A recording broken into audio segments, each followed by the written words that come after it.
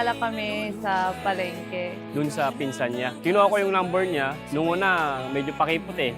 Sa mundo, ika'y magbabayad. Kalimutan mo na Jorex! ang lahat ng iyong problema. Hawak lang sa aking kamay at tayo'y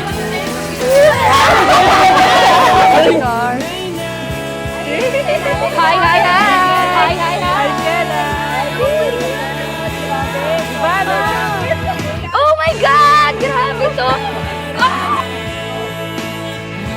Mami, sana hanggang sa pagtanda, hindi ka magbago. Mahalin mo lang ako araw-araw. Mamahalin kita mas lalo araw-araw. mama ka na. Hindi na luluha dahil ngayon nandito. Nung nakilala ko siya talaga, hindi ko in-expect talaga na magiging kami. Parang mahilig sa babae, gano'n. Para siyang playboy, gano'n siya. Talagang hindi ko expect na magiging boyfriend ko siya. Ako ba'y nalulumbay? Naghahanap ng kasabay. Sabay hawak na sa mundo, ika'y magbabay. At kalimutan mo na ang lahat ng iyong problema. Hawak lang sa aking kamay.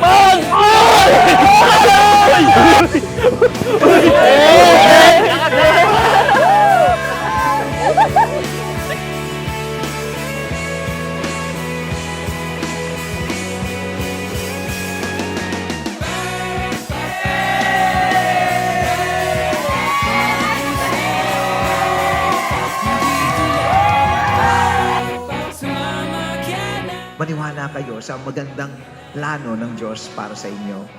Kung hindi ka pa happy ngayon, ibig sabihin hindi pa yun ending.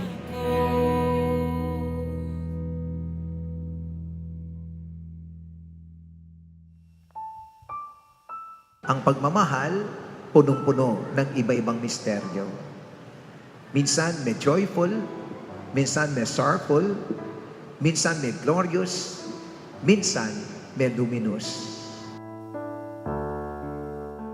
Mahal, sa loob ng 12 taon, simula nung una tayong nagkita at nagkakilala, maraming masasayang araw at malulungkot na araw na sabay nating hinarap.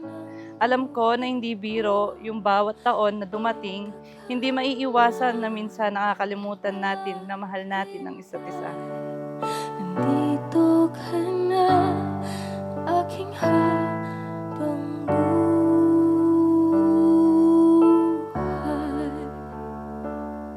Para sa aking asawa, alam ko matagal mo nang hinihintay itong araw na ito. Dahil nagsimula lang tayo bilang magkaibigan, hanggang naging magkasintahan, at ngayon araw na ito, pangako ko sa'yo, hindi kita sasaktan kahit kailan.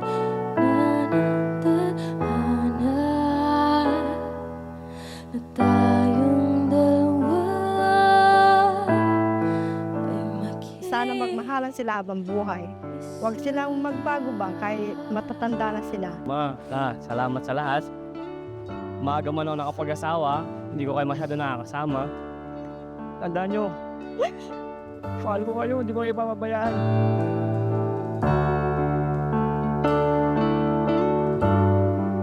Pag mainit ang ulo ng isa, huwag mong sasakayan para hindi kayo magsalubong. Yun lang lagi ang bala ng mag-asawa para umayos yung pagsasama ninyo. Kung dumating ang pagsubok, ibahin niya ang loob niya at lapit sa sagad. Man mo, dati pangarap lang. Dumaan kayo sa pagsubok, dumaan kayo sa iba-ibang mga sigalot. And that is but normal. Talagang minsan inayaan ng Diyos na mangyari yon. Bakit? Para mas maging makulay ang ating buhay. Sa dulo, ako at ikaw. Sumasang-ayon ka ba na maging asawa etong si Clarissa na naririto ngayon alinsunod sa batas at alituntunin ng ating banal na simbahan? Opo, Padre. Ay mag-isa.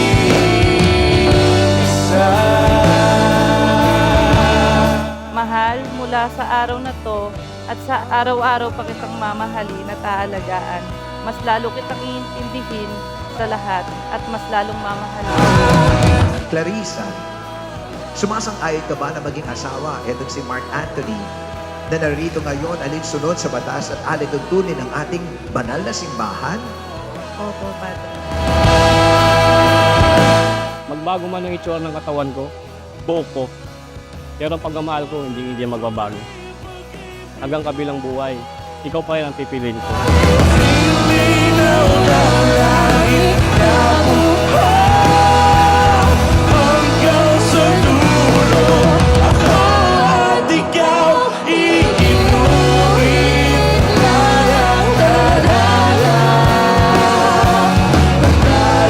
Darating din ang panahon, magiging glorious at happy ang ending ng buhay ninyo.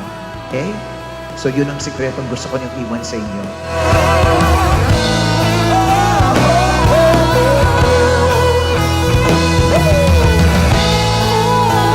Oo, marami akong nagawang kasalanan noon. Pero kaya kong magbago pa konti-konti. Para sa sarili ko at para sa iyo.